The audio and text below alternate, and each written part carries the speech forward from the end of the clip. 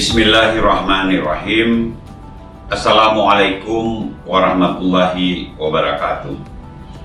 Bapak, Ibu, dan seluruh masyarakat Aceh yang saya muliakan, saya Nova Iriansyah, Gubernur Aceh, atas nama pribadi, atas nama keluarga, dan tentu atas nama seluruh rakyat Aceh dan seluruh jajaran pemerintah Aceh, mengucapkan selamat menunaikan ibadah puasa Ramadan 1442 Hijriah.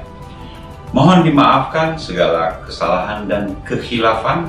Semoga Allah Subhanahu wa Ta'ala selalu melindungi dan memberikan kesehatan kepada kita semua untuk dapat menjalankan ibadah puasa dengan baik, dengan sempurna.